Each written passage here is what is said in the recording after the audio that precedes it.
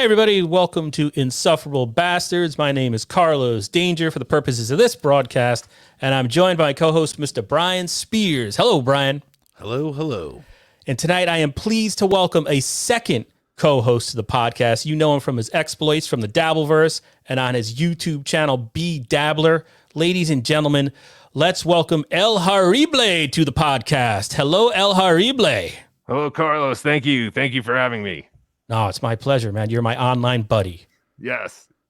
And our very special guest tonight is a beast of a comedian as described by Shuli Agar. He's a regular at the Comedy Store. He was on the Showtime show I'm Dying Up Here, Comedy Central's Roast Battle. He was the voice of Barry Jelly on the Adult Swim show The Jellies. Please welcome Earl Skakel to the program. Yes. How's it Thank going, you. Earl? I'm like the most known, unknown comic you could book on this. Well, the first question I got to ask you, not to make it about us, but you're big time for us, Earl. I mean, it's the fact you reached out to us. I mean, you can ask these guys. The first thing I did, I panicked and I sent Brian a message and I'm like, Earl fucking Skakel watched an episode with Stevie Lou apparently, and then said he'd do our podcast, and it blew my mind. Why are you here? I mean, I'm a fan of Stevie Lou. I'm also a fan of, I'm a friend of Chad Zumock, so I know like there's certain cross feuds I'm probably starting or hopefully stopping by.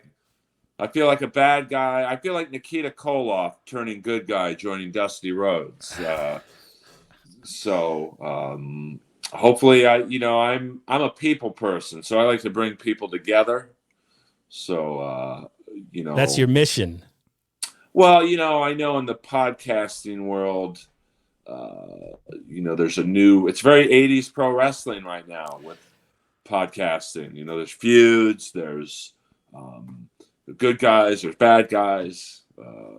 Steroid abuse. I don't think. Look at me.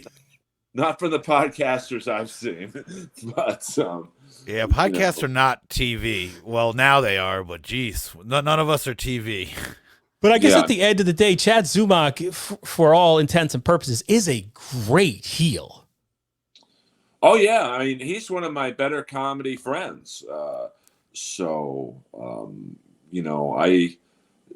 probably have done a few podcasts that he doesn't like me going on, and I know we'll get on this later. Like, everyone knows I don't like Jeff Ross, but I have good friends of mine who open for him. And I don't expect people to carry my feuds or whatever you want to call them. So, hopefully Chad doesn't mind me. Because I'm not going to lie to you guys. I'm still unsure of what the actual Dabble universe is. Just like, I don't know. Like, true. Someone told me once that they were talking about me on Reddit, like roast battle related. And so I went on there, and within 1 minute, I was called a faggot. Did you post like under your real name? Did they know it was you actually on there, or were the comments just calling you that? No, I post under my real name. Okay. And then it happened again. Someone recently told me about a subreddit on Brendan Schaub. So I went in there because they told me, hey, you should go in there and tell them you're a Comedy Store paid regular, and they'll ask you questions about the Comedy Store, and they'll love you in there because you keep it real. So hey everyone, Earl Skakel, paid regular at the Comedy Store, and I'm not exaggerating. Within the first 10 minutes, I probably got 20 questions asking me how tall Joe Rogan was. And, I'm 6'1". Yeah. So Joe's always very nice to me. So when I hug him, he feels about 3 to 4 inches shorter than I am. So I said 5'9", answering the question seriously and sincerely. Yeah, I don't know how tall Joe is. I'm guessing on my height that he's around 5'9". And I was just ridiculed. Oh, you pussy! You're just trying to get on this podcast. I'm like, no, I'm really not. So. You should. The fact that you haven't been on Rogan blows my mind, because you're this Renaissance man, and just from the podcast I've seen you in, you're able to have a conversation about anything. But Reddit is a scary place. I go on there, I read the Dabblers Anonymous, but I posted there once. I interviewed Artie Lang and I put it on there. I was like, hey, I interviewed Artie Lang. And it was like, it was like I ate a baby. People just attacked me and I was like, oh, never again. Although El Harible, you're able to you're on there, right? You can you manage Reddit not that you manage it, but you're able to navigate those troubled waters. Yeah, well, because when I started creating, that was where I posted everything. The Dabblers are very particular about what you post on Dabblers Anonymous. And if it's not Stuttering John related or now Shuli hate related, I guess, I don't know, they get rid of it. Like, so you have to stay Stuttering John related for Dabblers Anonymous. And all my first videos were John related because John was around. But, John left, which was the smartest move on John's part. But and now it feels like that, like the Dabbleverse is sort of imploding on itself. We're eating each other a little bit. There's all this like infight, but again, it goes back to it's like wrestling. So I guess it's a good thing. And then like speaking of that, I might be wrong here, but are you going to DabbleCon, Earl? I thought I heard Shuli say that, but I'm planning on it. But I got to be honest with you, I do things last minute, so I've been looking up flights, and from Los Angeles, it's a bit of a they're not cheap flights. It's $1 million. I mean, it's about $600 to $700 from what I can gather, and it's Rochester. And yeah, you got to go into I guess LaGuardia or JFK, and then go into Rochester, and so I'm planning on it as of this moment, but. I try it, 22 years into comedy, I try to not do comedy at a loss.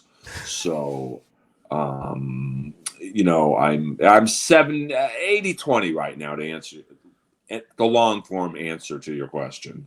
And you're kind of buddies with Shuli. How did you hook up with Shuli? Or do you know Levy before? I don't know the whole history.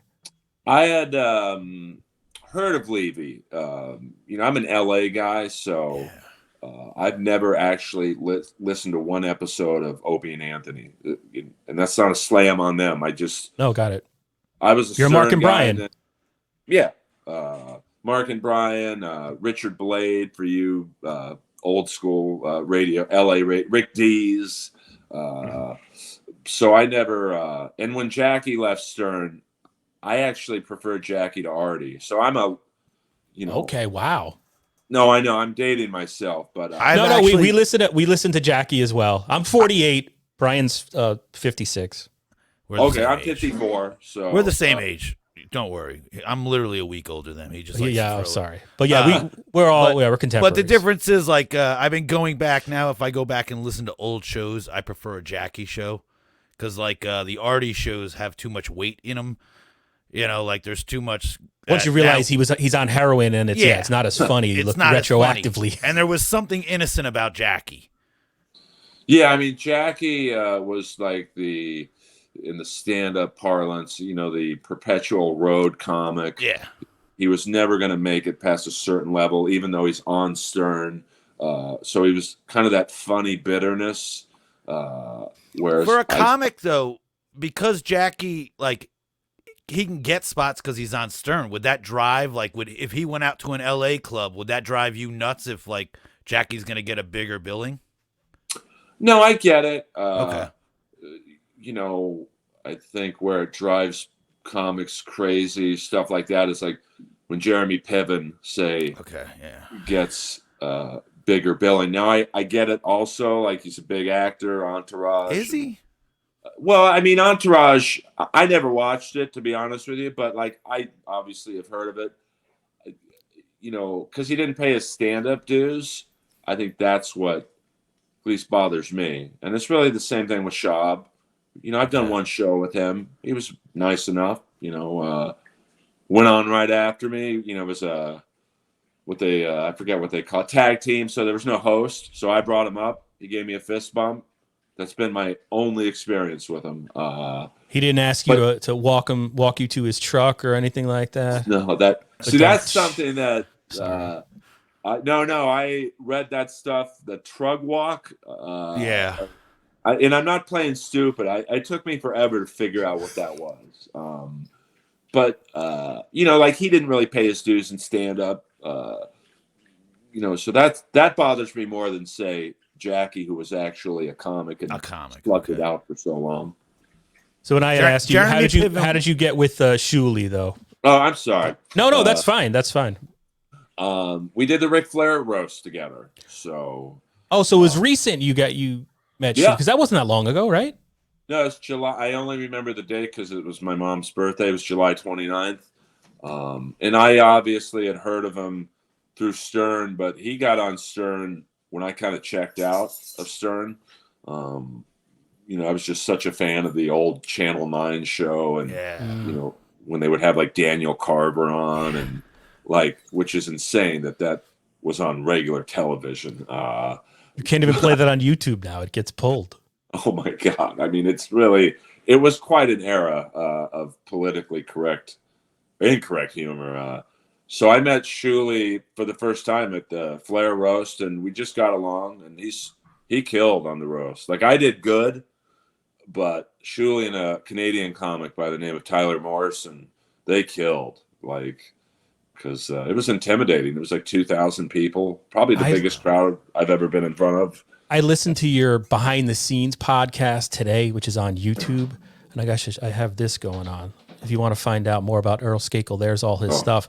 But that podcast it's about an hour long. And again, I'm not going to say I'm a huge wrestling fan, but just listening to that and hearing how you were like in awe just to be there and then to get up and insult them all. It's a good episode and it's good listening. And do you mind? I have a little clip that I stole from your. Can I play a clip of you? Please steal whatever you want of mine to put it up. Here we go. Here's one of. Wait, that's the wrong thing. I shared my screen and something else went up. This is you at the Ric Flair roast. I mean, it's self-explanatory. It's a damn funny joke. Hulk Hogan wanted to be here tonight.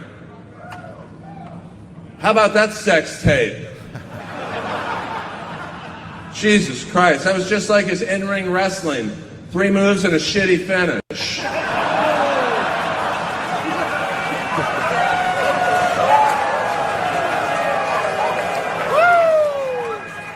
And when he came, called the girl brother. Hey, that's you. I mean, that's my sense of humor and really how my stand-up is very much in the vein of that joke. But I even got shit on that for that joke on Reddit, and because people were like, "Well, Hulk Hogan wasn't even there. What are you doing, telling a joke about him?" And I just knew Ric synonymous with wrestling. Yeah, I mean, I knew Flair and Hogan don't like each other, so because they were the two big ones, and of my two biggest names in wrestling. I mean, arguably still. I mean, outside of The Rock. So you got to have one joke that is going to do well, and some of the jokes I told didn't do well, but that's roast jokes in general. You take big swings, and So I was, I cried 3 times at that weekend. I'm legit. I'm not. Oh yeah. Like I'm walking around backstage Sunday. So the weekend the roast was Friday. They do like a Comic-Con for wrestling Saturday, and then the last match is his last match was Sunday, and backstage was just. I felt like a Make-A-Wish kid. Like it was just like all these wrestlers from my youth, and the first time I cried was when I saw this guy by the name of Magnum TA, who, for lack of for younger people. He was like my John Cena. He was like the perpetual good guy, the foil to Ric Flair and the Horseman. And then he got into a horrible, in real life car crash, and he was never the same again. And, I walked by this guy in a wheelchair, and he's pretty jacked still. Like for a guy who's like, I think he can walk, but he just uses this chair to like, get around, I guess. My God, that guy looks really familiar. And then it just hit me. My God, that's Magnum TA. And I started talking to him, and I got down on one knee because I didn't want him to have to look up, because of his neck. and I felt myself starting to cry, and I'm like, "Hey, let me get you some water." I called him Mr. TA. I'm assuming TA is not his real last name. And then and then I cried when I talked to Vicky Guerrero. She's Eddie, her husband. Met an untimely death a couple of years ago, and like she was so nice. And I cried when I was talking to Bully Ray, one of the Dudleys, just because he was on the roast as well, and we're just talking. And I don't know about you guys, but when I have a memory in my head, it's like a movie playing in my head. So I'm very, visual. And as I'm talking to him, I'm just seeing all his matches and all the crazy things he did, putting his body on the line, going through tables and barbed wire. And I think he knew I was crying, and he just kind of hugged me and he walked off. So He let you have your moment. Yeah. I get that, though. I mean, I cried the first time I met El Horrible, and it was online. I love the mask, though. I love this new wave of podcasters like El Horrible and Ski Mask, who I've done his show a few times. Like, I don't know who they are. I dig some of the I kind of wishing I did it, but my voice is too distinctive. Oh, believe me, my we real talk name about is it using all the half this time. stuff. We talk El about Horrible, do you regret at any point, like because I know like we did a thing with Cardiff Electric. I think that was you. It was somebody in a wrestling mask and had a giant fake breastplate thing on, like women's breasts. Yeah. And then by the end of it, it looked like it was extreme dehydration, and I was getting ready to call 911. Though I don't know, I have no idea where you live. Any regrets for going with the mask thing, or is it you're sticking with it? Never. No. It's a character I came up with while doing stand-up because I'm just an open micer. That's, I'm nothing more. I've been doing open mics for like 15 years on and off, but I have an awesome regular job, and I don't want anyone to ever use that against me. So that's also why, because I'm never going to make my living in comedy ever. I've grown to realize that. But if I could do it on the side and have some fun, plus the El Horrible, like I said, El Horrible is just a character, and it's a fun character to play, because you don't have to be yourself. I totally dig it, and I totally identify about wondering every second if I'm going to get fired for something that's said on that's why like Ski Mask, he invited me on. I was like, yeah, I'll do it. And at the last second, I just was like, oh, dude, I got to work. I totally lied. I just thought anything he says is going to get me fired. That's you do have to be careful. Like, like the only thing I could get fired from right now is the cartoon I'm on, but it's kind of on hiatus. But, one wacky in this new era of, one tweet can, ruin you. So you just never know. It is stifling. So yeah, it's kind of luckily I'm not big enough to be canceled. So like I'm in that perfect, for lack of a better word, fame sweet spot of who cares, so you're in a Shangri-La. All right, let's talk about this intense. I'm sorry, I interrupted you. Did you gonna? Oh no, I'm done. Okay. This podcast. You've probably interrupt me whenever. You've probably talked about this a million times before, but I'm sort of new to the Earl Skakel comedic universe. I'm getting into you from Misery Loves Company. Because now the way the internet is, where we all come through in different ways, you know what I mean? And I don't watch cable because I cancel it. I stream everything. But what really excited, just recently, you were on, I'm skipping around here, but you were on that New Year's Eve live stream for Misery Loves Company. And I was dying. I mean, I'm sitting there, I got my laptop out, it's New Year's Eve, the kids are doing whatever, and I'm watching Earl Skakel and Kevin Brennan, and then later Shuley was on, and it was just, this is a dumb question, but I mean, did it feel funny when you were doing it? Because it's like, you're doing this whole, the StreamYard Zoom thing on YouTube. Chad is drunk off his ass, which I found really endearing. We've all been there. So what was it like to do that broadcast? Well, I'm always nervous when I'm on with Kevin Brennan because I look up to him so much as a comic. A lot of people, say to me, I'm a slightly younger version, not much, but a slightly younger version of him. So, I mean, so I'm always, the pressure is always on to make him laugh for me. And then, the awkwardness of Chad dipping in and out of the podcast or the broadcast. I guess it was a podcast too. And Shuley, I'm a big fan of his. I want to make, obviously I want to make the fans laugh, but I don't see them laughing, so I have to go on, the 3 or 4, pictures I see him. So, when I think I did a few lines where Kevin wasn't digging it, I'm like, fuck, I got to say something funny right now because, Kevin's Kevin. Really? So you felt nervous? Because as a viewer, I never would have guessed that in a million years because you're just like a sniper, it seems like you're just totally stone-faced. But you're nervous under that. Oh, 100%. I mean, I'm a shit. bit of a slow starter on podcasts, and even in my stand-up, like the first few minutes are, just kind of gauging the room and what I can get away with. And, you also don't want, and Bob Levy, I think, was on that podcast too. He's a legend. So, you don't, when you have 3 or 4 stand-ups on a podcast like this, I don't want to step on their lines. So and I have horrible Wi-Fi, as you guys could probably gather. That's what made the show so funny, though, because I kept yelling at you about your internet. Oh, it was so great. Oh, it's horrible. Like I know, but it was funny in the moment. Yeah, StreamYard for me only works on my iPad, which explains this bizarre camera angle of I don't know, looking up. So, I'm really nervous when other funny comics are on.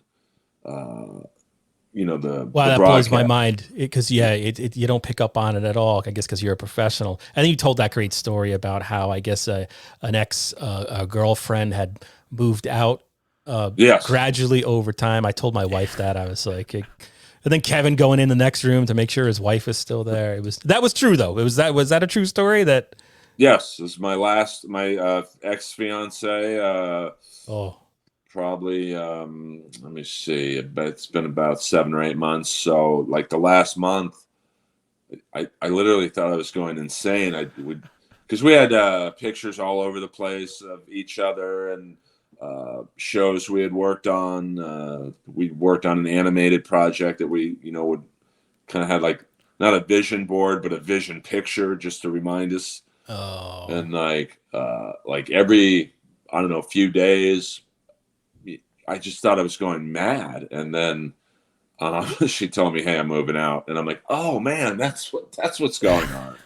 So, it's kind of funny, but there's funny and pain, I guess. Maybe not at the time. All right, when did you start hating Jeff Ross, and why? Almost as soon as I worked with him. Roast Battle started in about 2013. And it was a Wild West show. Those first, I think, 2 years before Jeff came on board, it was like Blazing Saddles meets Roots meets Porky's meets Caddyshack.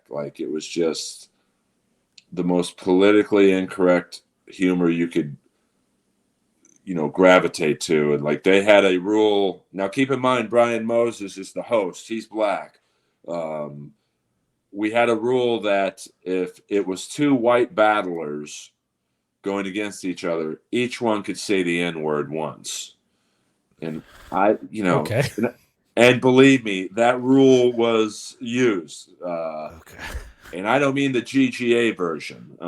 So that's kind of the show. It was just like a fight club, and it was held in the belly room at the Comedy Store. Which, have any of you guys ever been there? No, I've never been there. No, only seen the documentaries. Okay, yeah, I mean, it's to use a wrestling term, it's very ECW like. It's a very small room. The ceilings are low, so there's nowhere for the energy to go. It just stays in the room. And then Jeff came on board about 2 years in. Every network had passed on the show. No one wanted the show because they were like, well, who's going to watch 2 open micers nobody knows shit on each other with inside jokes?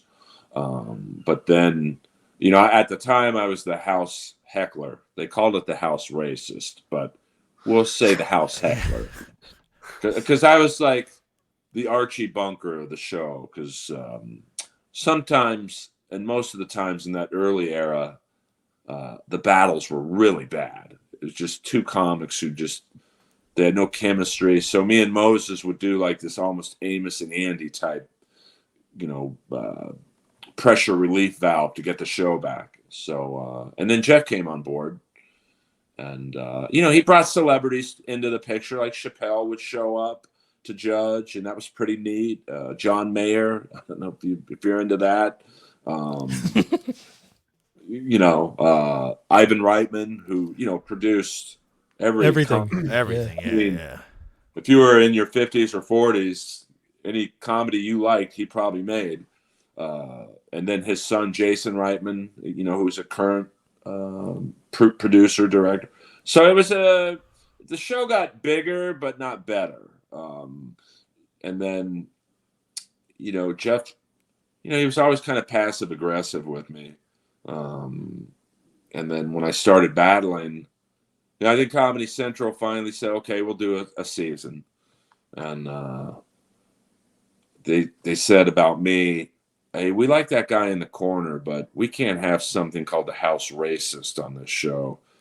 Can he battle?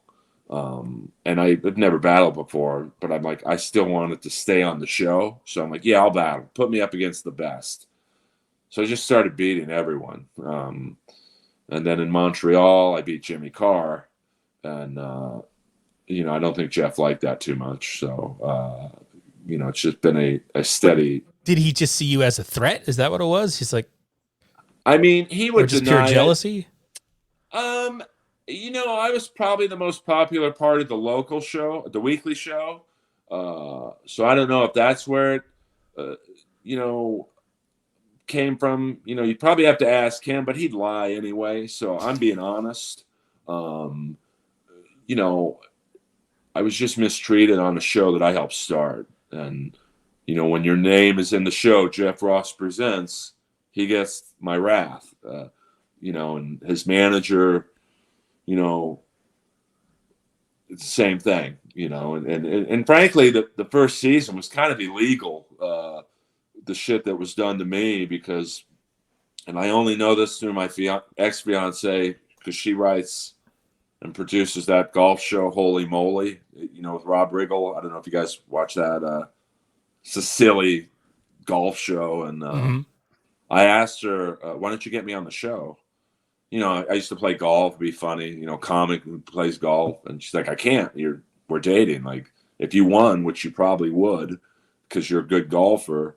Your conflict of interest. 100%. So when you look back at, now, granted, let me say this before I continue. Roast Battle is an incredibly stupid show. It's basically skilled bullying. So I'm not trying to act like it's Miami Vice season 2 or, MASH or Dallas. But, when you're on a show from day one and you see it to, take off. I expect a little bit of loyalty. And, when you have Jeff's manager as an executive producer, and she's also managing contestants and judges, it's dirty. And if you look at if you follow Roast Battle, and I don't blame anyone if they don't, but there are some Roast Battle super nerds. If you look at my bracket, it was completely unfair. And, you had Jimmy Carr, you had Tom Ballard, who's a really, really funny Australian comic. And everyone else got at least one or two gimmick battles that they could win and move on. And why am I'm a fucking, a founding father of the show. How come I'm the guy that's getting all the toughest matches and unfair judging? Yeah. So, 100%. So, did you ever confront Ross? I know you make fun of him nonstop. Every podcast I see you on, there's at least one insult hurled. I mean, out of nowhere too, which is I find even funnier. Well, he lied to me directly to my face about season 3, and this is what I'm the least mad at. It's like bro, I beat Jimmy Carr, who's arguably the biggest comic in the world, you know, in terms of worldwide. You know, he plays venues that like the Killers play. And I've never seen in the show after that, like, what? And like, I think 3 people I beat got all 3 seasons. Like, how does that make any sense? And one of them should have been in jail. I'll just leave that. If you want to research that, anyway. So El Harible is Googling as we speak. Well, I mean, that could be any LA comic at the moment right now. It's yeah, that's got to clear some of the clubs for you. I like to give people a little nugget, and if they want to, you know, research a little bit, it's pretty easy to figure out who I'm talking about. But you know, he lied to me about season 3. He's like, "Yeah, man, we wanted to bring you on as the heckler again." It's like, heckler? I beat Jimmy Carr. Like, what am I, like, now the 4th mic on a show I created or helped create? So, but yeah, there's just no room for the heckler on season 3 because of the judges and me. And so I turn on season 3, and not only is there someone at the heckler table, they got some bimbo with the guy too. Like, so now there's room for 2 people, but not me. Like, you know, just Total Hollywood, I guess. Not that I have any experience with that, but that's freaking Jeff Ross. What about, I'm always seeing you tweet about golden artists, and usually like Ron Jeremy's connected. What the hell is golden artists? What do they do to you? I'll be honest with you. Oh, but one more thing about Go Jeff. ahead. He also, you know, Adam Egget was the old talent booker at the Comedy Store. He moved to Austin to book Joe Rogan's new club when that opens up. So they had a roast of Adam Egget at the Comedy Store, and I was set to host it because I'm good friends with Adam.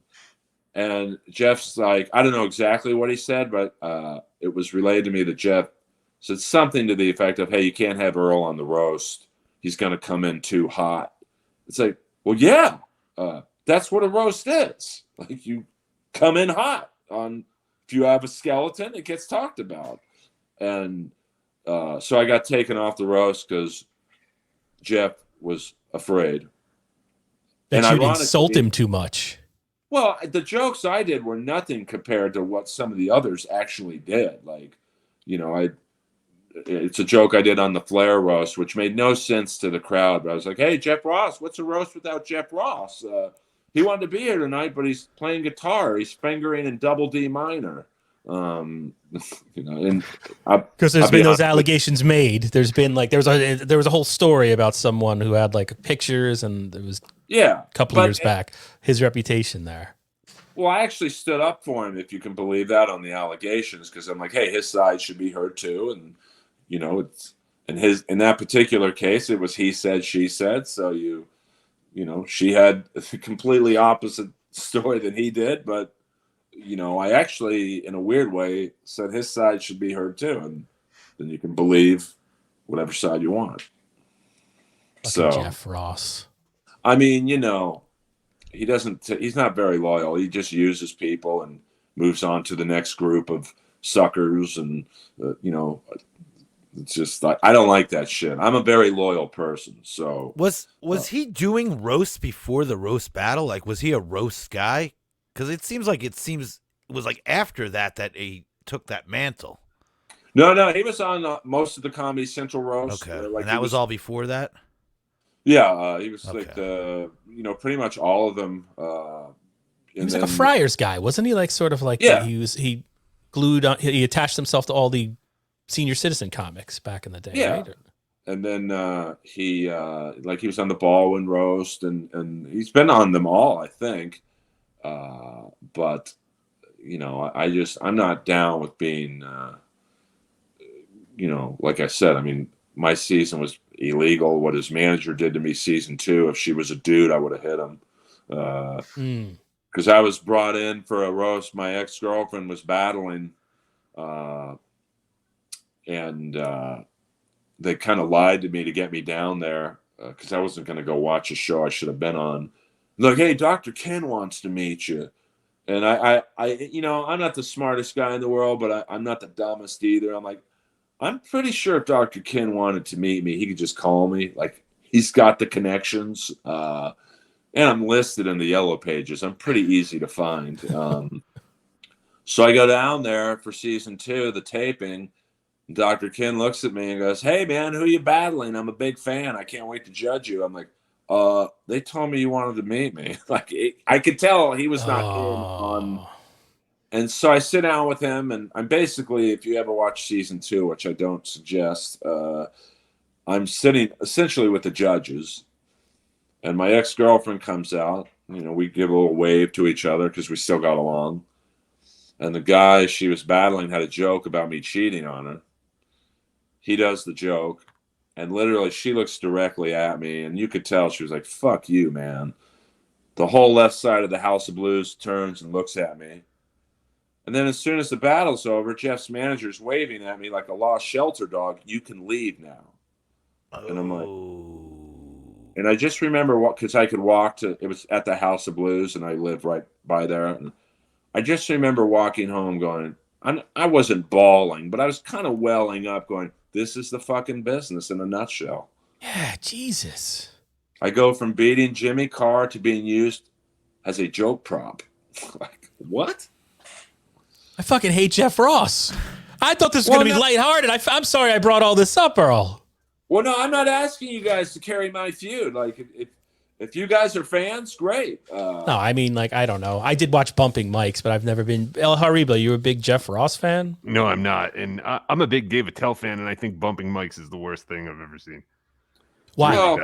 No, that whole bumping the mic, like the literal bumping the mics, is really annoying to me.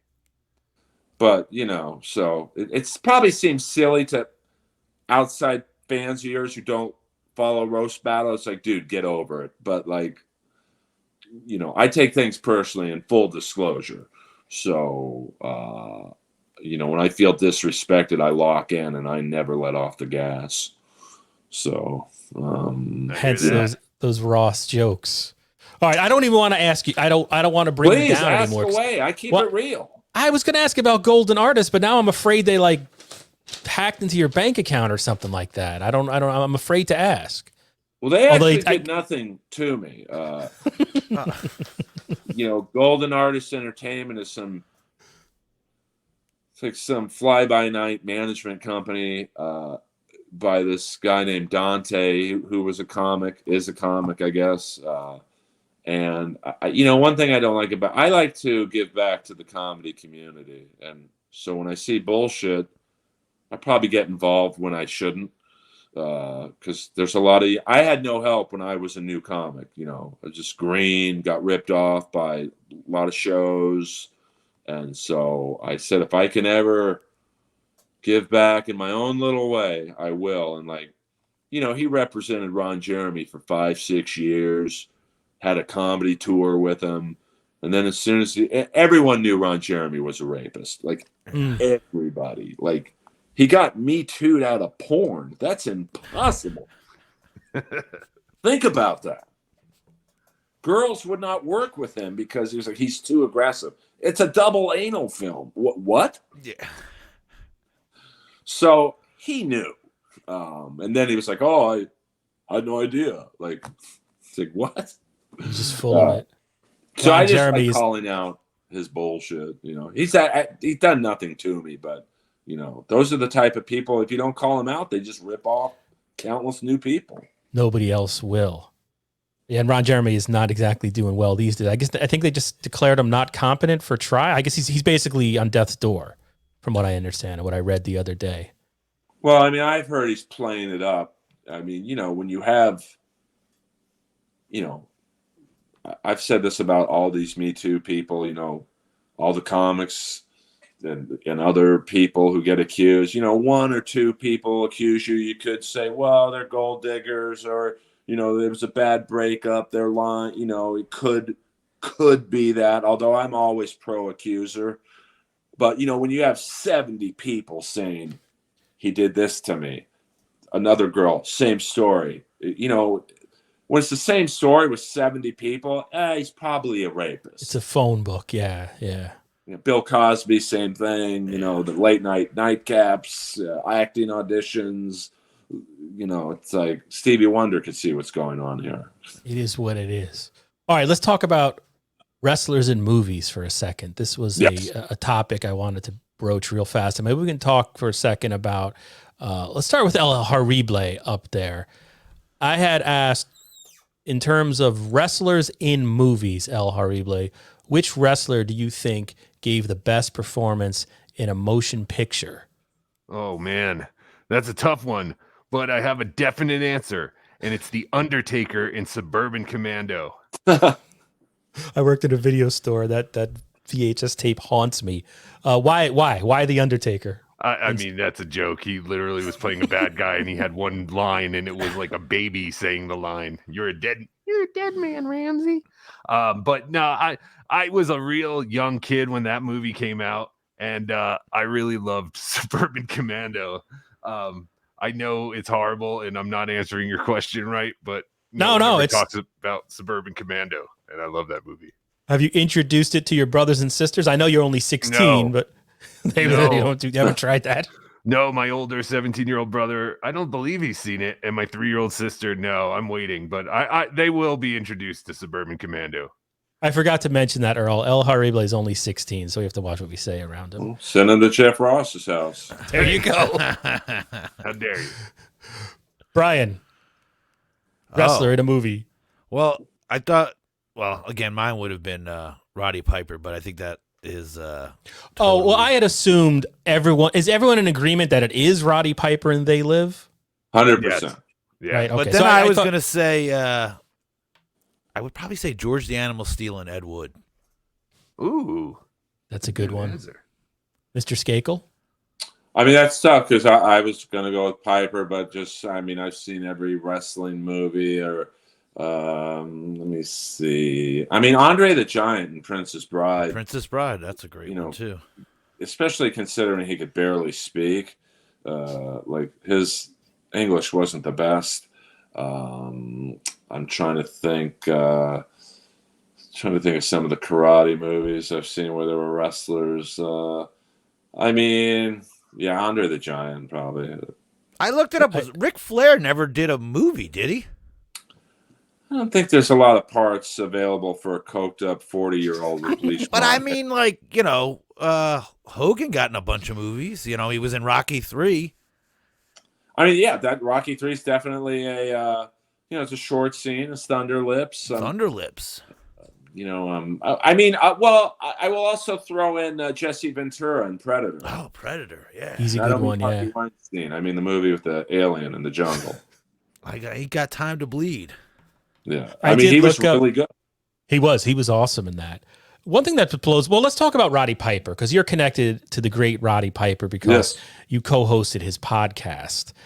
And I mean, Brian and I saw Roddy Piper. They had a They Live reunion at Monster Mania at a horror convention. And it was 2014, I guess. I looked. It feels like it was 1990 at some point, but it was only in 2014. I guess it was because he passed away in 2015, right? Yeah, Yeah. So, you go in there and it's a horror movie convention. So everybody's there to see John Carpenter. I believe it was the first They Live convention on the East Coast, and Carpenter it was when he first started doing conventions. David Keith was there, right, Brian? Yeah, he didn't do the Carpenter wasn't at this Q&A. Well, you got to ruin my story. Couldn't you just play along? Well, I mean, but it's Meg Foster and right. Keith David. Okay. Was Yeah, Meg Foster? David Keith was an American Gigolo. Did I get his name wrong too? Oh, David did I Keith, just get it wrong? Not American Gigolo. Officer and Gentleman. God damn it. Anyway, you know what I'm talking about, right?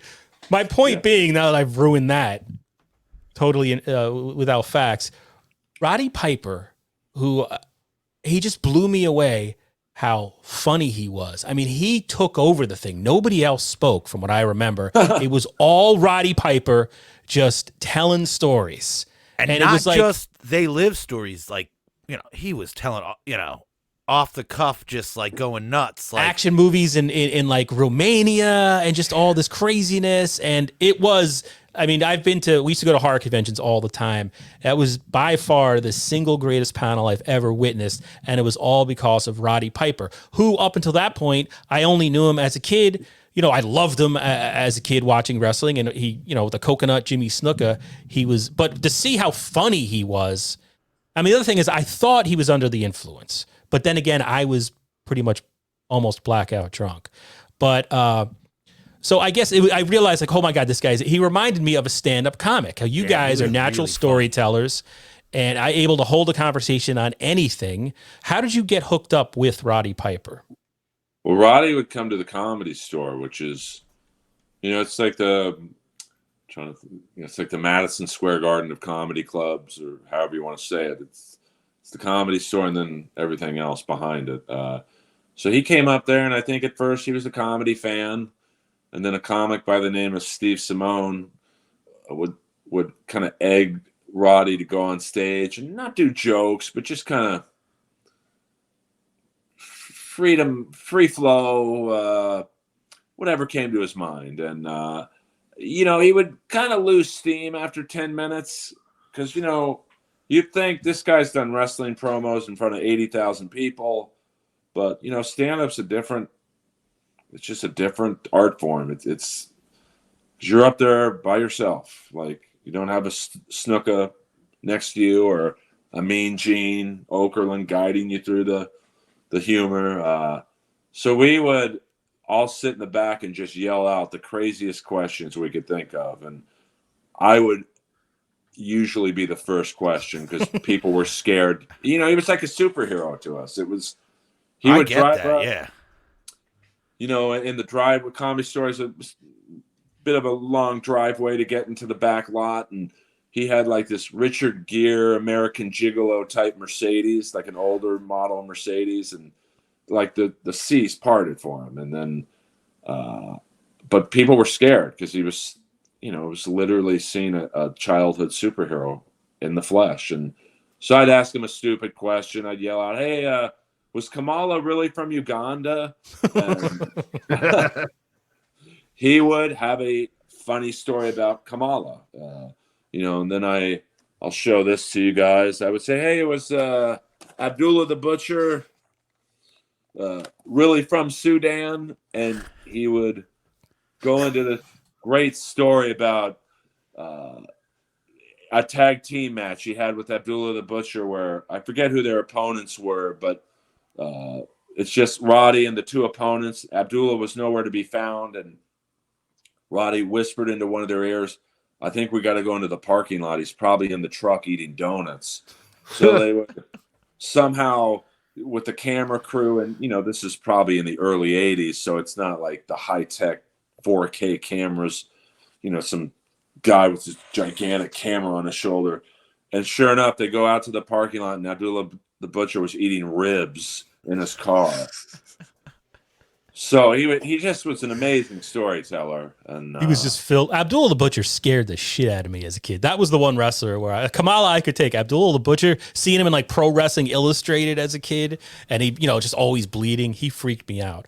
But I wanted to play, and I don't think this is stolen from somewhere else. Go ahead. You say something? Oh well, no, I was just going to say. I thought you were.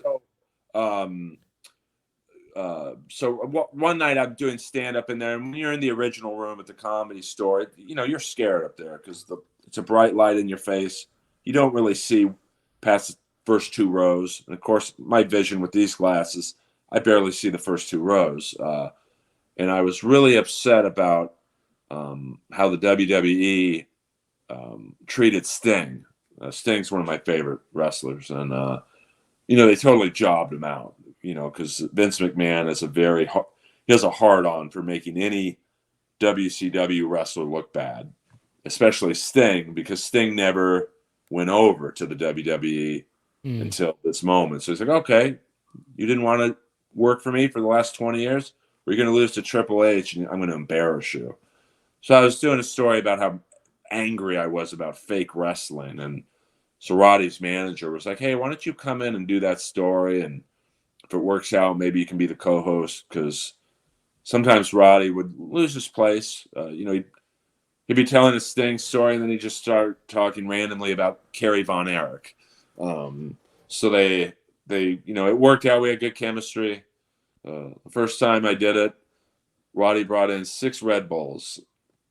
And I just assumed 3 were for me, 3 were for him. So I reached for one and I started drinking. He's like, "What are you doing?" I'm like, "Oh, I thought 3 were for me, 3 were for you." He's like, "No, these are mine. Get your own." And we just had a lot of fun. And so that's how I got to be the co-host. And, we had some awkward moments for sure. Like probably the funniest stories when we had Greg Valentine on, the Hammer. I love Greg Valentine. Oh, he was great. He's a great bad guy. And I think he lived on a beach in South Carolina. So it wasn't the greatest reception. And so Roddy's going over. I think they had a dog collar match.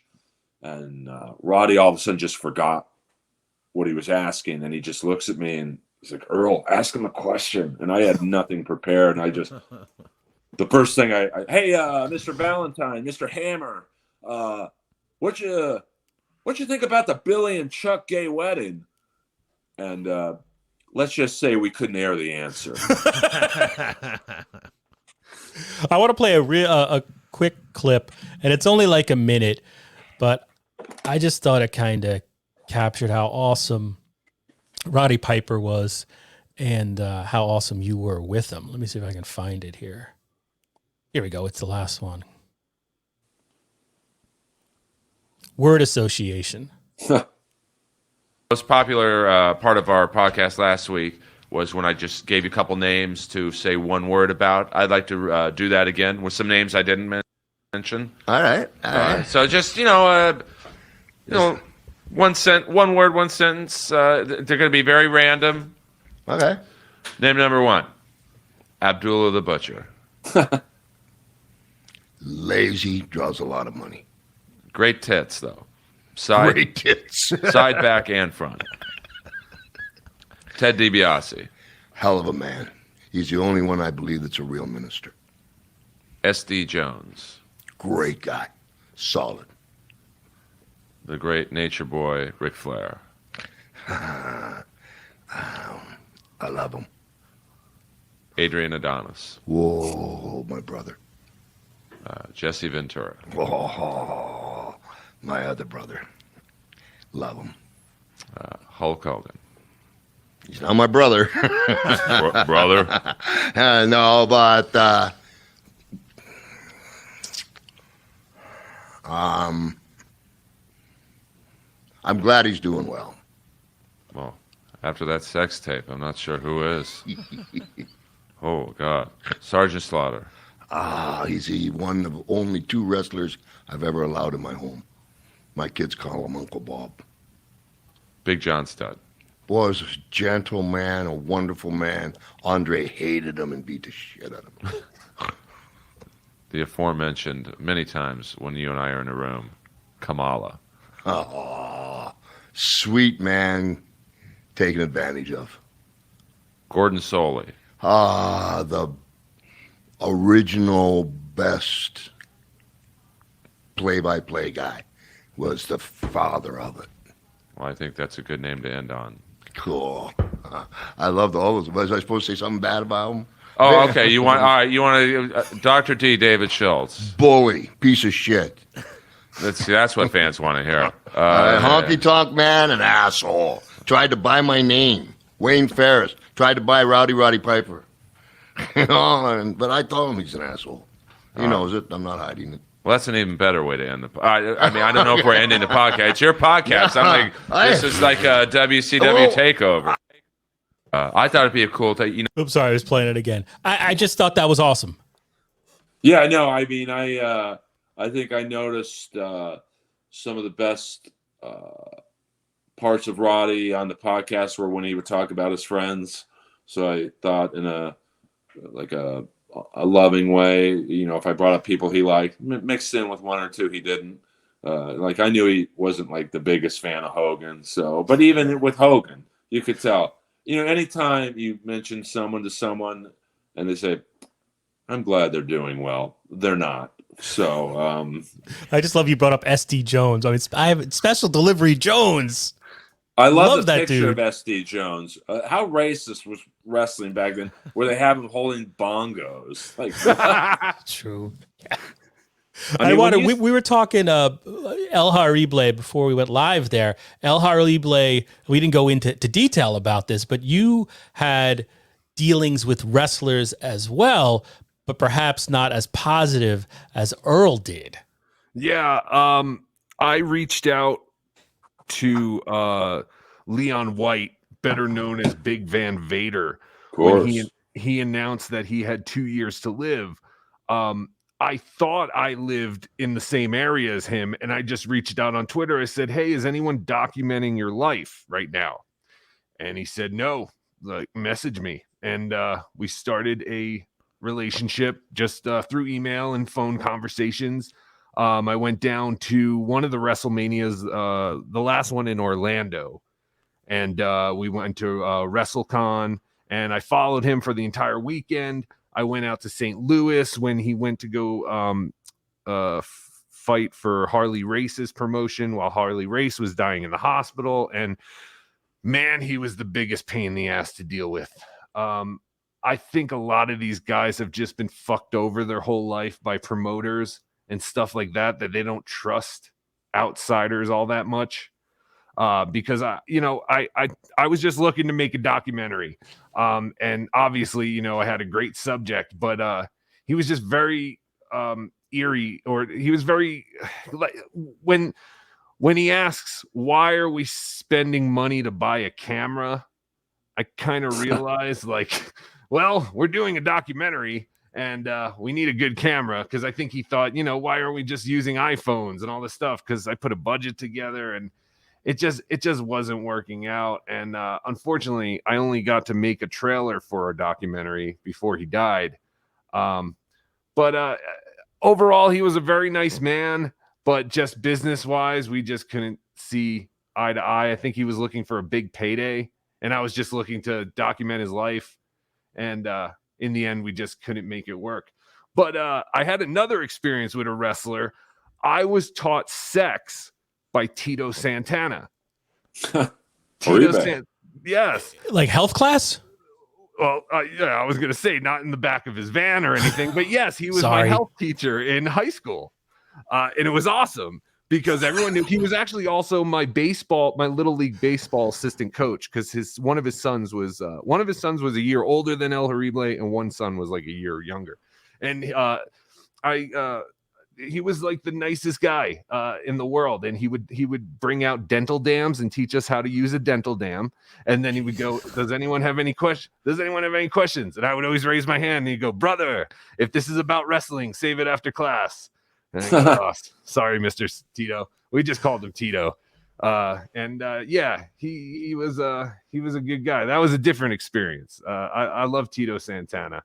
Sorry, I stepped on your joke there, man. That was shitty of me. No, you're fine. No. Now, learning sex from Tito Santana, did it have any long-lasting effects on your psyche in any way? Is that why you're wearing the wrestling mask? And is that how you may have conceived children? No, so Tito, it was all very technical sex education. There was no, Tito was a no-nonsense guy, honestly. Like, very nice guy, but like I said, he, if you had wrestling questions, he would answer. Because he would, he'd be like, "Does anyone have any questions about safe sex?" And I'd go, I'd raise my hand. He'd go, "Yeah." And I'd be like, "When you and Rick Martel were in Strike Force." And he'd be like, no, brother, we're not doing that now. Yeah. So those are my two wrestler interactions in my life. One good, one bad. I mean, overall, Earl, did you have a positive or have positive experiences with most of the wrestlers you encountered over the years, or? Oh yeah, I mean, I did a comedy show last week at the Comedy Store with a bunch of AEW wrestlers because they had a show at the Forum, and Dolph Ziggler, who's a WWE, and his brother is the Hollywood hunk in AEW. They put on a stand-up show at the store, and I've had very few. I can't think of one bad experience I've had with a wrestler. That's good to hear. Did the Iron Sheik roast, and the Sheik's awesome. I mean, he's so wacky that they told me because I'm a big Rick Rude fan. I'm like, hey, I'll just come out as Rick Rude and roast everyone, and I did. And but they were like, hey, why don't you dress up as the Ultimate Warrior just to get a rise out of the Sheik? And I'm like, I have a great body for a comic, but I don't look like the fucking Ultimate Warrior in any capacity. I mean, maybe when he was like 7 years old, but so my friend Jordan put the makeup on. He's like a makeup artist, and he got me the arm tassels, and I wore a pretty revealing red pair of Speedos hiked up. I mean, I looked like I had a 12-inch dick. Everything was jammed in there. And so I walk into the back, the green room of the main room of the Comedy Store, and the Sheik tried to fight me because he thought I was the Ultimate Warrior. That's awesome. So, yeah, no, it was amazing. David Arquette was the host. The Sheik was another guy that did a bunch of conventions, kind of around the time when he started coming on Stern a little bit.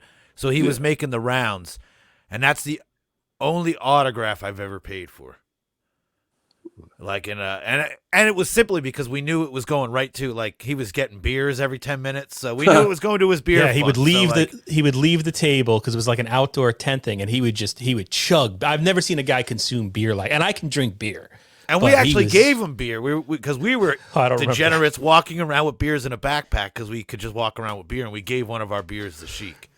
Can't wait till my kids see this. He's awesome. So I think I got this autograph.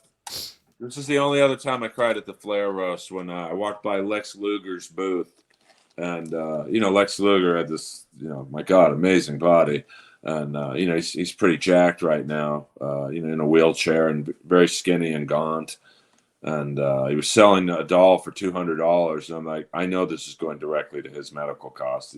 It's not going to booze or whatever else. So I get this doll, and he says, young man, do you want me to sign it? And I'm like, oh no, I don't want to put you through any trouble, because you have to sign it, you have to open this thing up, and it's, you have to like do that, and it's the whole production for a guy who's in a fucking wheelchair.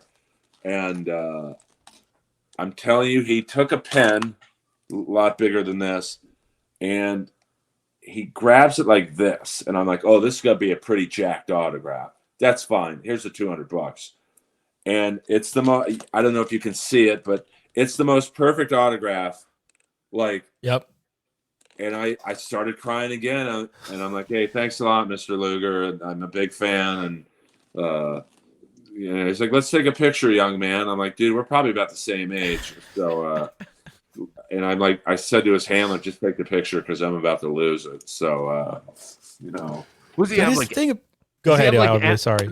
So the two most depressing people I saw at WrestleCon were Bobby Heenan and Lex Luger, just because you knew what they were, at their prime. Is Lex Luger, was he have like MS or something like that? I mean, if I could guess, because I have a brother-in-law with severe MS, and they're very similar condition, Because it's shocking. Like, I had no idea until I saw him. Like, I was like, hey, that guy looks really, whoa, that's Lex Luger. Yeah.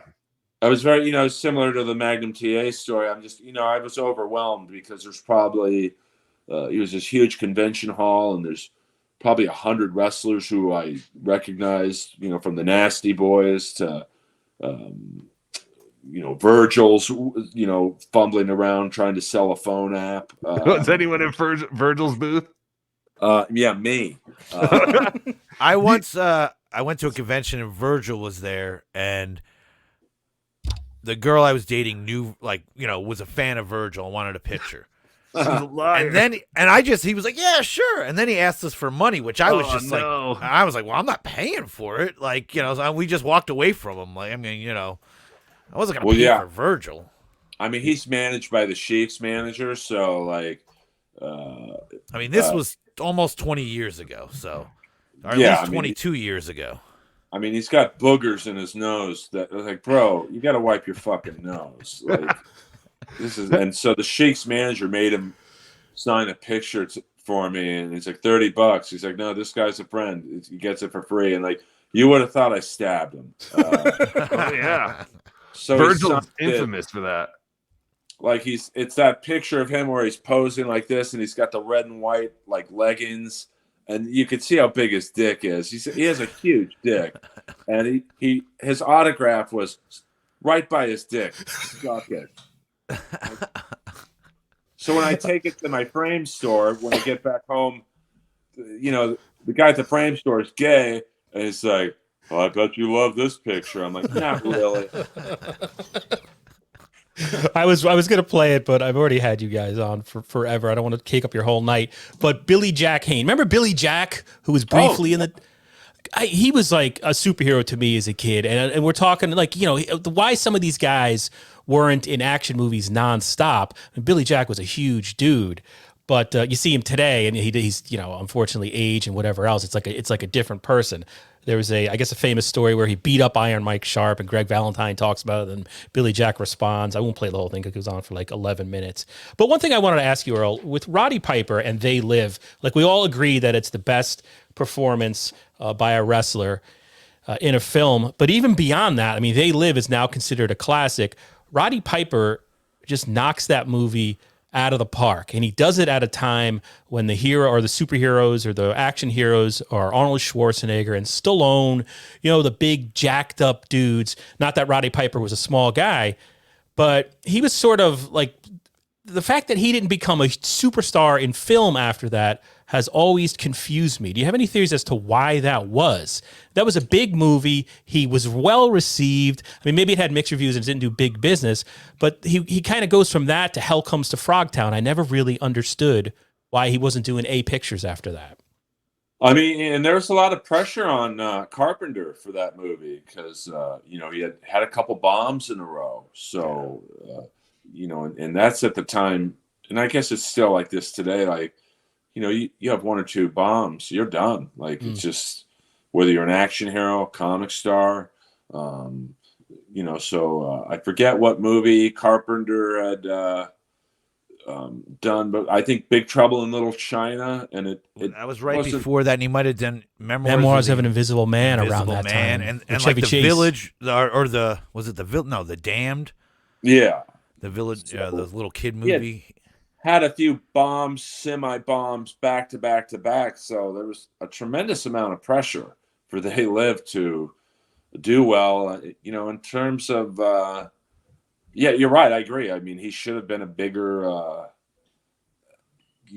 action star. I could guess that Vince McMahon might have had a hand in that. Maybe, this is when wrestling was, it was big, but I could see Vince McMahon saying, "No, I want to cut it. If you're going to do a movie, I want to cut." And it doesn't make sense because he was a pretty good actor. Like, there was definitely potential there. I mean, and then like the fact that Steven Seagal comes along a few years later. Why isn't that Roddy Piper? Or they even tried to make Jeff Speakman and I love The Perfect Weapon. That is a guilty pleasure movie of mine because Earl, it's just. As a collector of toys, do you have a John Nada figure? I don't. I just got I'm new one. to collecting dolls. Or I got yelled at the wrestling convention because when I bought this Sid Vicious thing, I said, "I'll take that Sid Vicious doll," and a bunch of people looked at me, and the guy behind the counter was like, "Don't call it a doll. Call it an action figure. You're going to hurt my sales." So. Don't use your eyes. I'm surprised Sid didn't get acting work. All those guys. There's a whole bunch of them. You think they would naturally would have been in all those like canon, at least B movies to start off with, but it never. Maybe it was Vince McMahon. The ones they pick are like the ones that make it are the ones that I'm like, why is it them? That's what I don't get. Like, hey, Terry Funk was in Roadhouse. Oh yeah. Oh, that was a good one though. I forgot about that. And Over the Top. Yep, Over the Top. Yeah. Mr. Cutler's not done talking to you. I mean, I don't know. It's especially in that time frame from, say, Commando to Lethal Weapon. There was always a role for a gigantic, just freak. Hell yeah. So, some guys can't act. But back in the 80s, I don't know. your acting skill was, really. You didn't need to. It was more Yeah, about the action of the movie rather than the actor. I mean, come on, Jean-Claude Van Damme was a action hero. But one of my favorite actors from that time frame was breaking out a little bit from wrestling is Tex Cobb. Oh yeah. Raising Arizona, Uncommon Valor. Oh yeah, Uncommon Valor. He was awesome. That's my favorite war movie, and most people. It's kind of forgotten. Gene Hackman. That's a great movie. Patrick It's kind of like a Dirty Dozen. I mean, It's got the best training sequence ever. Fred Ward, the dude with the knife, and Red Brown for you 80s. I mean, Red Brown's kind of a deep cut, but he was he was in my favorite movie of all time, and it's a weird one, is a surf movie. I don't surf, called Big Wednesday, and John Milius, right? Yeah, John Milius, and John Milius, I think he has something to do with Uncommon Valor Off the Grid. I think he might have ghostwritten some of it. That makes sense. It smells about right. Because he did the same thing for Apocalypse Now, where I forget that if you look in the writer's credits, there's a weird name that doesn't. You're like, who? And it's Milius. And he wrote the speech in Jaws that Shaw says. Quint. I tried to get him on my podcast. I take swings. I figured he's never going to do it, but I guess he has. It's really sad. He has trouble speaking because of the stroke. It's just so mind blowing to me that someone who's so eloquent with words can now, he has trouble speaking. So, but I'm a big Red Brown guy. He didn't. He was the original Captain America on TV. That shitty show on CBS. But I was gonna say I came across one of your random. I like your podcast because it's random, and I'm going through the YouTube. And wait, I should put that shit back up again, shouldn't I? I'm so bad. Please, I need the promotion, guys. Patreon too. You got a Patreon going. It's in not in training, but it's a work in progress. My Patreon. I do believe I offer more than most people in terms of content, but it's still. Apparently, if you search my name, Earl Skakel, on Patreon, it doesn't show up because it's not. I think I put it's not kid friendly, so there's a little bit of legwork. I don't know. I have the link. I'll put the link indirectly once they're up, and you can also your Twitter's up there, and the Patreon link is also at the top of your Twitter profile. But you interviewed, right? I was going through, and I was like, wait, who is this woman? She looks familiar. Let me play it for you right now. It was a great interview. Also, it was a little weird. Oh, Jenny Wright. Jenny Wright. Yeah. Oh wow. Near Dark. The greatest vampire movie ever made. And she gives an Oscar-worthy performance in that movie. Like, she's the heart of that movie. And she was so enchanting and like angelic. And let me just play. This is her. I think you were just talking about Nighthawks and Rutger Hauer and how Stallone was. I love Nighthawks. Nighthawks and Sharky's Machine are the best. Oh my God. And so then you ask her, did you have any bad experiences with other actors or actresses on the set? And she tells this. It's pretty interesting, pretty revealing. Yeah. Did you ever have that, Jenny, on a movie? And you don't have to mention names, but like maybe a co-star wasn't nice to you, so in the scenes you had with them, it was a little extra oomph in them for you?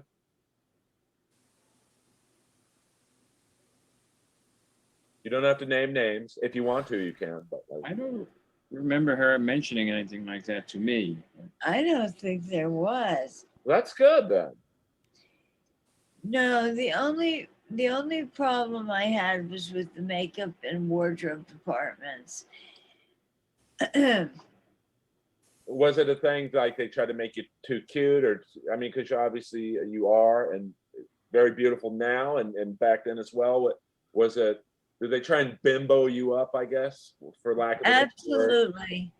Absolutely. And my lifestyle in my own life was such that I was showing up on the set in not good condition. Right. I mean, as my career escalated, I was starting to have problems. And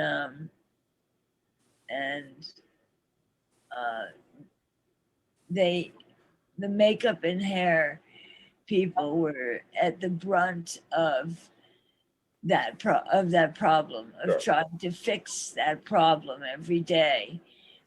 And I don't mean to like be a vulture, but I just thought it was very interesting. I mean, she goes on there and explains that she had problems with substance abuse and that she ran into that makeup person years later and had the opportunity to apologize to her. But that whole scenario, I mean, you talked to her about Crime Story, the great Michael Mann television show, which I don't even remember her being on, but it's a great interview. But how did that come together? Because the scene there is a little interesting. She has that gentleman sitting next to her. I mean, she was in, what a start of her career. Like, I think the first movie she was in was The World According to Garp, which was with Robin Williams. She's playing the co-lead. Her next film is the Pink Floyd The Wall movie. Like, so I don't think there's ever been an actress who bam, bam, out of the chute like that. And then she did this kind of obscure movie that is kind of a loose sequel to Fast Times called The Wildlife. Yeah. With Chris Penn, right? Chris Penn and great cast. The guy who plays the horny cop is Ellis from Die Hard, the great Hart Bachner.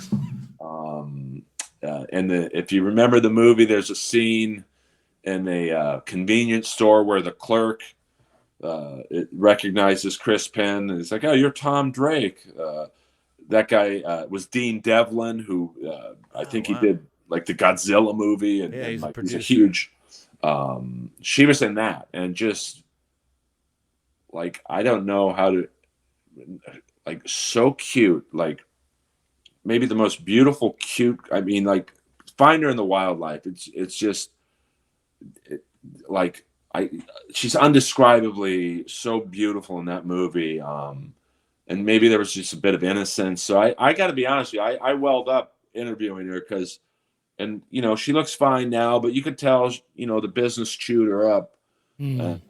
She was also in a great, probably my favorite actor of all time is this character actor by the name of John Glover. I just worked with him. He's an awesome dude. Like if I have a second favorite movie, if I can go a 1A, I like obscure movies. It's a movie called 52 Pickup. Oh my God, yes. Where Roy Scheider, man. You talk about a great cast. Clarence Williams III, Robert Trebor is like the nerdy, sweaty. And Margaret. Yeah, I mean, who else? And some other, Elmore Leonard novel, Frankenheimer directing. Like, that's one of the great, to me, what if movies, like, or why was this movie not bigger? Because you had not Lethal Weapon, Fatal Attraction come out about a year later, which kind of the same plot, blackmail and sex, and that became a huge, $100 million plus movie. But Jenny was in a movie called The Chocolate War with John Glover, which came out, I think, in '88.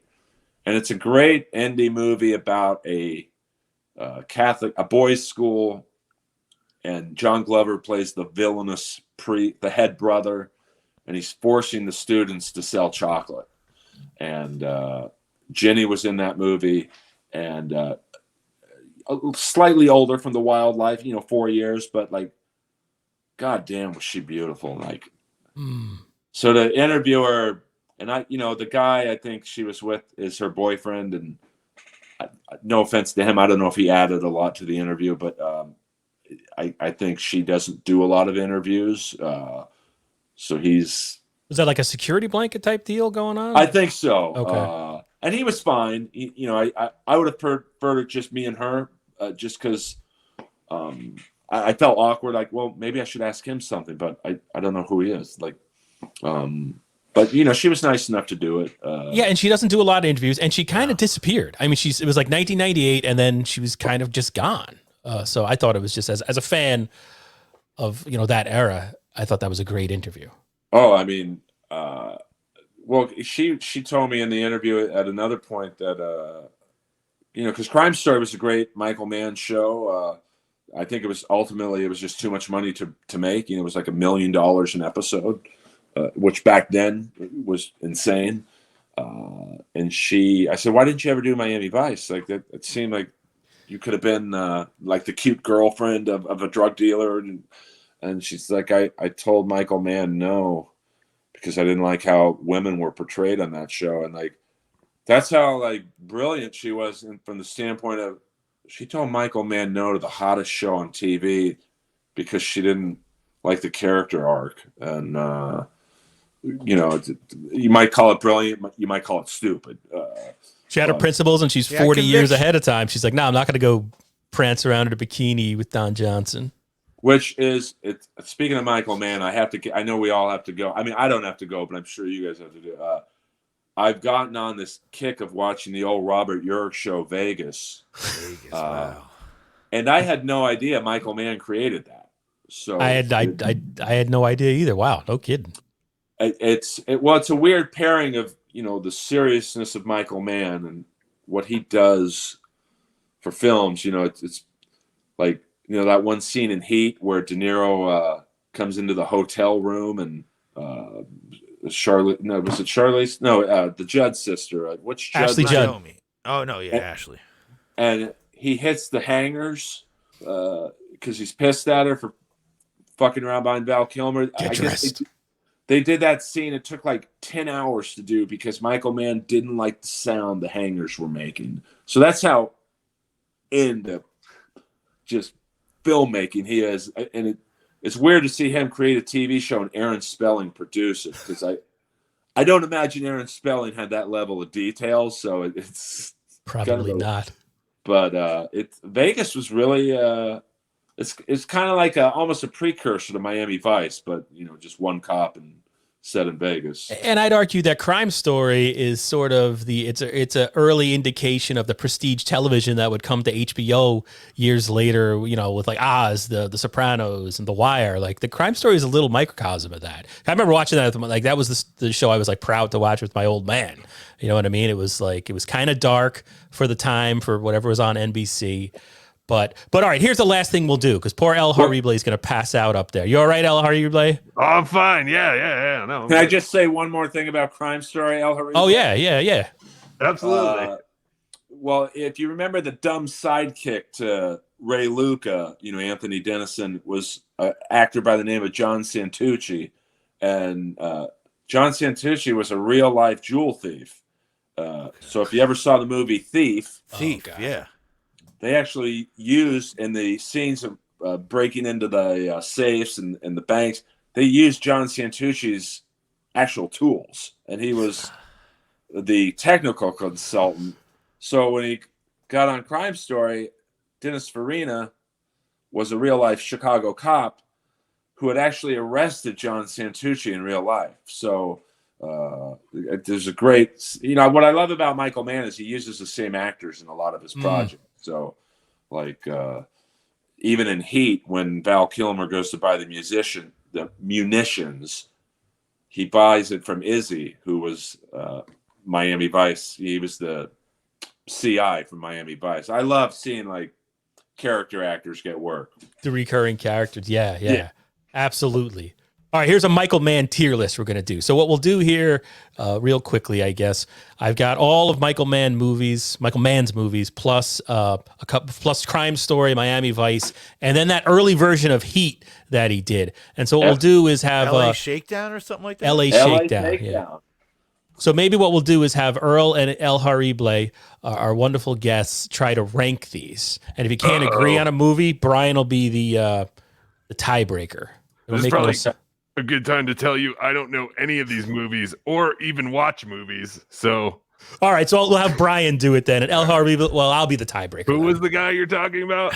Michael Mann, the director of Heat, Thief. Well, I got to give a shout out to El Horrible's shirt, the Columbia House. I used to do the 10. Oh, thank you. The 12 10 hits CDs for a cent. For what was it, 10 tapes for a penny, and then you would just like get a CD burner and copy them and send them back. Yep. The shirt says 12 hits for just 1 cent. Yeah. You would get 12 CDs in the mail, and then if you didn't send them back, they would charge you.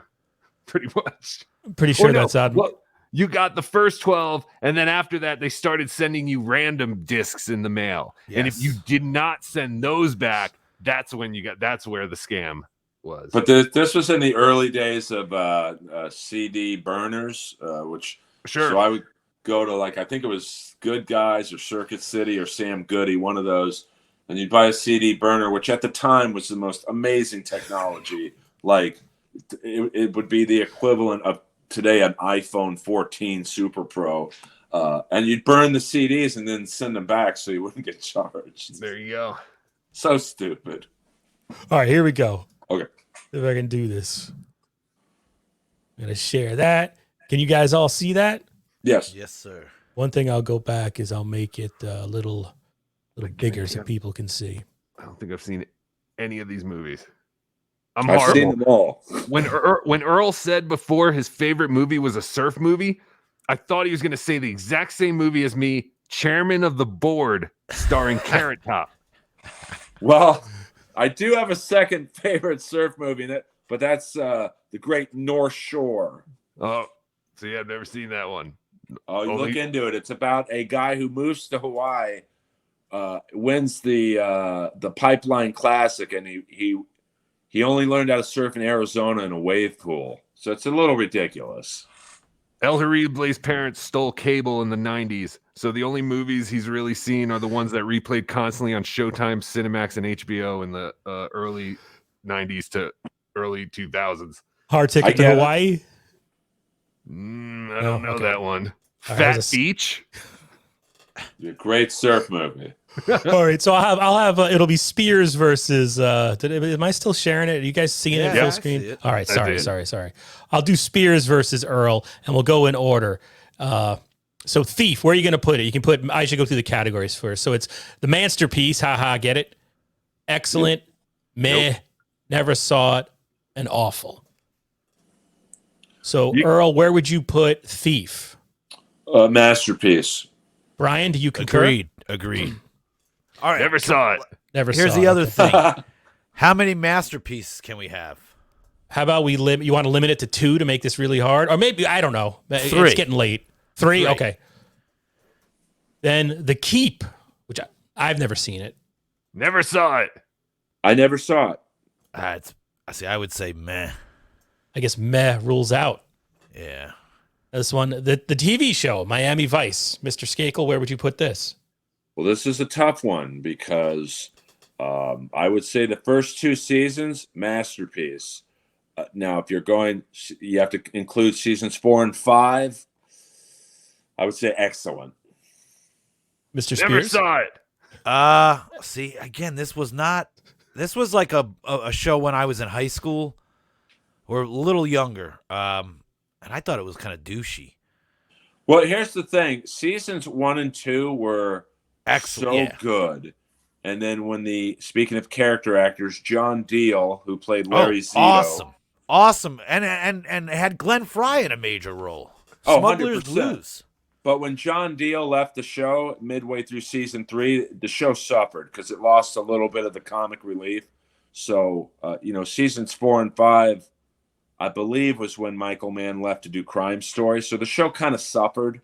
But overall, I'll say excellent. All right. I mean, I don't want to argue with our guests, but I mean, please. All right. Well, then I'm saying meh.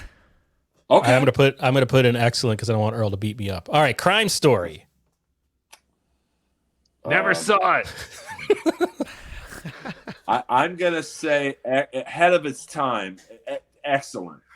Mr. Spears? I would agree with that. All right. Great. Again, all about character actors. You didn't see that on Pretty TV. LA Takedown. I've never seen this. It's awful. Well, this is a tough one because this movie is basically a test run for Heat. But it's literally the TV version of it. I mean, here's a little bit of trivia. The only actor to be in both is the great Xander Berkeley. Okay. I can't. Oh boy, it's awful. It's awful. It's because, and it's TV before it was TV. Like it was too TV.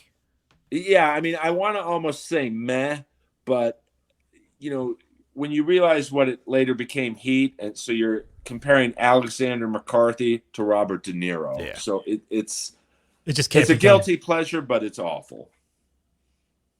Manhunter, the first Hannibal Lecter movie.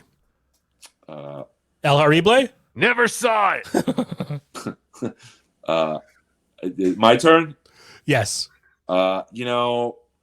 Ahead of its time. Really, like you said, the first Hannibal Lecter movie, great cast. I'll say excellent. Got an excellent. Brian, do you Yeah, agree? I mean, it has the full version of Indagata Vita. I think it's really good. I'd put it at excellent. And just for you Miami Vice freaks, the guy who plays the realtor in the one scene with William Peterson, Detective Stan Switek from Miami Vice. All right, last of the Mohegans. El Horrible? Never saw it. Earl Skakel? Never saw it. No kidding. Brian? See, if we had overrated, I would say that. Yeah. So I'll put it in the meh. I agree. That was somehow took over the culture. I didn't really get it. Okay, Heat. This is easy, right? Oh, masterpiece. Oh, sorry. That's no, okay. no, it's easy because it is a masterpiece. El Horrible? You know my answer. I mean, it's very rare that a movie is that long because it is a very long movie. That It was I two can still, VHSs. I can still watch it and not get bored. Oh yeah. I make my little nephews 10 watch that street shootout all the time. Which I believe was a spin on the I don't know the year, but it was It the was in Northridge. California, right? It happened in California. I think the Northridge bank robbery. I don't know if it was 94 or 98, but it was a wild, Terrifying. That one, it was just two guys, and you couldn't put them down because they had full body, and they were taking headshots from police bullets, not even moving. I hate to say it is very satisfying when those two guys finally get it. And that's Tom dark, Sizemore. but- How good is Tom Sizemore in Heat? And Val Kilmer. Oh, I mean, that's the last movie Tom Sizemore looked like Tom Sizemore. yeah. The Insider. Almost has a cult following. Well, I'm a big Wings Hauser guy. Speaking of, all-time great character actors. And he was, I believe, the attorney in that. The attorney, yeah. I'll say excellent. I'll agree. I mean, I have a guilty pleasure. I could even put that as a masterpiece, but I could say that's more excellent. I think that's such a great little. I watch that actually a lot. I watch that probably once a year. I can't argue with masterpiece though. It's a great movie. And, Yes, I'd put that up there, masterpiece. Oh, do you guys agree on that? I would kind of say, I don't know. I'm not a big fan of it. But are you guys both saying masterpiece? That's your third masterpiece? I think it's a safe spot at excellent. I'm saying excellent, but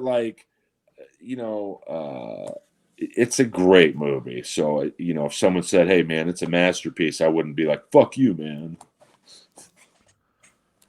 Will Smith, Ali. I've seen this one. What do you say, El Horrible? It was awful. We got one awful. It was what is that other? I hate these bio movies. Like the Biopics Ray Charles one. It was Ray Charles without a piano. Yeah, there's almost never been a good biopic. They both had Jamie Foxx. Right. I mean, when it's a bio picture, I'm a real, I don't know, nut swingers coming to mind. I don't think that's the right word. Don't tell me you cried at Ali. No, well, I'm a huge 70s heavyweight boxing fan because it was just an amazing, when you look at, this is a long way to explain my answer, but when you look at the 70s, you had a prime Ali, a prime Foreman, a prime Frazier, and even the second tier guys were like any other era, they're champions. Ken Norton, my favorite all-time, Ron Lyle. And the Ali Ron Lyle fight is an amazing fight, especially when you consider Ron Lyle was in prison for 7 years for murder, and so they just kind of glossed over a lot of Ali's good fights. So I'll go meh. Brian, so we got one man, one awful. You're the decider. I'm agreeing with El Horrible. It's awful.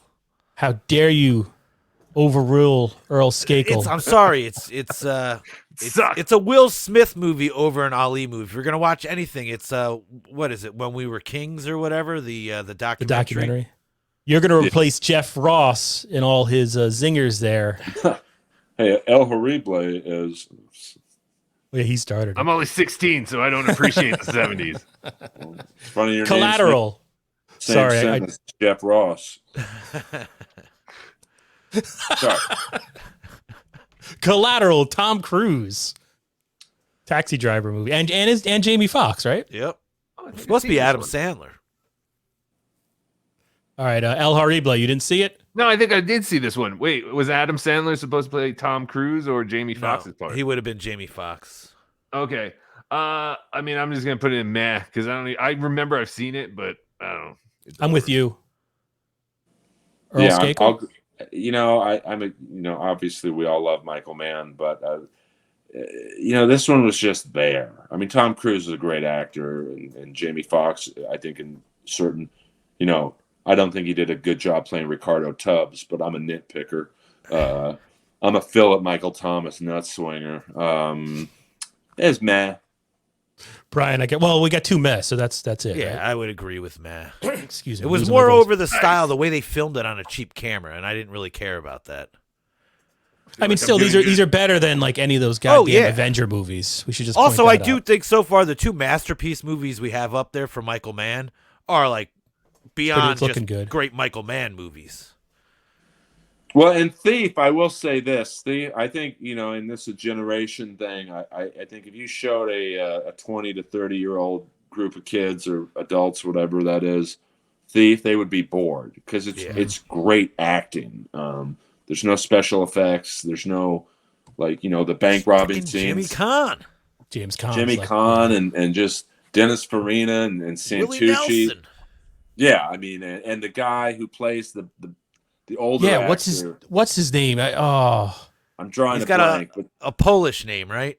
Yeah, he's Robert Prosky? Village. Was he Robert Prosky. Yeah. Oh, he's so good in that. He was great. I mean, really. And then Hope Lang was awesome. It's Willie Nelson.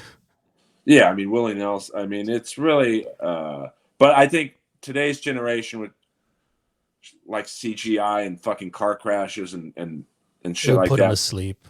Yeah, unfortunately. Miami Vice. I remember having high hopes. I mean, after Heat, it was like appointment viewing to see everything in the theater for Michael Mann, and I was really psyched to see Miami Vice. But Earl Skakel, what do you think? Well, I was such a fan of the TV show that I had very high hopes for the film. I had high hopes for the cameos, maybe of certain cast members. I go awful. It was. If you're a fan of the TV show, it's horrible. It came off like Bad Boys 3. Yes. Brian? Or whatever. Awful. Bad Boys It was 4. exact same reasons. It wasn't the TV show and you thought it was going to be. It was very bad. El Horrible, do you concur? Never saw it. This one, Public Enemies. With Can I Johnny say one Depp. more thing about Miami Vice, the movie? Absolutely. I completely understand that. In what year did that come out? 2004 or something? Oh, I'm not even sure. It sounds about right. Somewhere around that range, though. I totally understand you can't do a complete homage to an 80s TV show that was really famously called, this is just like an hour music video with but the fact that there was no homage to the TV show, I thought was why I didn't like it. At least put Don Johnson in as a detective, or the sergeant, he could have been like the older, couple scenes, or throw fucking Philip Michael Thomas a bone. He hasn't acted since the last episode. And Edward, I forget who played Castillo. He's a pretty famous black character actor. He was no Edward James Olmos, so it was just and they're in a Swiatek and Zito were minimalized beyond belief, which they were a huge part of the TV show. So, you know, I don't know what Michael Mann. You know, Also, I was burnt out with Colin Farrell at that time. He was sort of losing his luster. He had hit the scene hard, and then that was kind of the end of his. The movie's just flat. So, Yeah, some of this, the latter day, I don't know, Michael Mann, I don't know, he sort of, I don't know, he gets a little flat. Because Public Enemies, this is another one. On paper, I mean, Johnny Depp, Christian Bale, and Don Fry, for God's sakes. They put an MMA guy who just looks the part, but I don't know. I saw it once and I never saw it again. What do people think? I never saw it. Never saw it. El Harible? While I'm big fans of Rocco Rock and Johnny Grunge of Public Enemy and ECW, I have not seen this movie. So, Brian, what do you say? I would. It was meh or awful. I mean, we'll just put it at meh. I'll give it a meh. Out of respect for Don Fry. And then The Predator. that's he does that podcast with Dan Severin. Toxic Masculinity, I think it's called. It's worth giving a. Probably the most awkward moment I've ever had on Inappropriate Earl. With Don Fry, I think he was episode number 5. He was very early on, and you know, I'm a big MMA guy, especially from his era. So I was like, this is right around the time that gay football player Michael Sam came out, and I don't know to this day if Don was kidding with me, but I said, "What would you think about a gay MMA fighter?" And I asked it in all seriousness. He's like, "I don't. I was molested."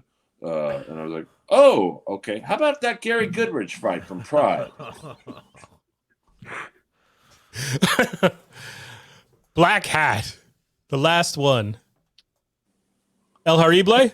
I've never even heard of this. It's with Thor. Thor? That actor, whatever his name is, Chris Helmsworth. Oh, okay. Earl, where do you put this one? Never saw it. Brian? Oh, nice. I never saw it. Oh! I think I saw some of it, Oh! but I'll put that. We'll end Never it. saw it. We never saw it. We're in El Harible territory. I hate movies. I'm going to stop that. Well, that's what happened. Since I entered the Dabbleverse, I stopped watching movies. That's why it's no longer a movie podcast, because we're just all day watching Cardiff Electric live streams and Uncle Rico. But that's how I discovered Earl Skakel. Earl, I want to thank you so much for coming on this podcast and putting up with us for almost 2 hours. Oh, thank you guys. I like I said, or like you said, I reached out to you guys because you know, it's I don't ask to be on too many podcasts outside of Rogan's, and I fucked up my you know, he asked And me Rogan once, was busy tonight. you know, he asked me once to do it and I fucked up. So Wait a second. Is this really? We're in the Comedy Store kitchen, which is a great. If you ever have a chance, if you guys are ever at the store, I'll take you back there. It's like a live Yahoo chat room, but you're dealing. It's just everyone's back there. It's girls, it's famous people, and all that stuff. And Joe was leaving, and he just kind of looked at me, and he was like, "It's time you come on." And this is about maybe 2.5 years ago, and I froze. I'm like, "Don't act too excited. Play it cool. Just don't move. Just, yeah, no problem. I'd love to. Don't act too like anxious." And he gave me his number, which he never does. You know, Bin Laden's cell phone number probably would have been easier to get than Rogan's cell phone number. And he's like, "Call Jamie tomorrow and we'll set it up." Jamie's his producer, I think, to this day. And I remember saying, "You know what? Give him a day off where someone isn't asking for something from him. Someone's not, 'Hey, I want to do your podcast.' Hey," even though he told me to call him, I said, "I'm going to give him 2 days." It's like that scene in Swingers where they're talking about when to call the girl. 2 days. No, you call him 3 days. And so I called him in 2 days. And he was very nice to me. He's always nice to me. But I could tell he kind of forgot he told me. So I panicked. And I should have just done what I'm doing now. Say, "Hey, Joe, you told me to call you about the podcast." Bingo. I probably would have been on multiple times. But I for whatever reason, I just froze. And I'm like, Hey, I got this great idea for guests. Like Joe needs my help booking this podcast. Because my friend Eric Ade had been in a Pakistani prison for 3 years. Oh, and it was very much like that Brad Davis movie, Midnight Express. Midnight Express, yep. And I was like, yeah, you should, he's been in a Pakistani prison. He was the only American in it. He ran it. It was like that Brad Davis movie. And Joe was like, yeah, give me his number. So I think I got him on the podcast, and I just froze. So I hope I don't think, I hope he doesn't think I big timed him, which was not my intention. Call him right now. Let's do it on this podcast. Well, when he watches our podcast tomorrow, like he'll probably reach out to you. We might get retweeted by El Horrible. You don't know. I mean, but that's probably the biggest fuck up in my 22-year comedy career was I'm too nice. And I was like, I want him to have one day where he can just be with his family, be with his dogs, his MMA friends, and just not have someone call him, I want this from you. And, that's probably literally one mistake could have cost me probably a lot. No, it's not over. The world needs to see more of Earl Skakel, goddammit. All his follows are down there. We'll put a link to the Patreon as soon as we publish this. And I want to thank you, Earl, for coming on. El Horrible, my friend, I want to thank you very much for coming on. I'll see you in the chat rooms and the various Dabbleverse forums. Sure. Thanks for having me. Thanks for asking me. My pleasure. So for Brian Spears, I'm Carlos Danger, and this was Insufferable Bastards. Thank you so much. Thank you, guys. Peace.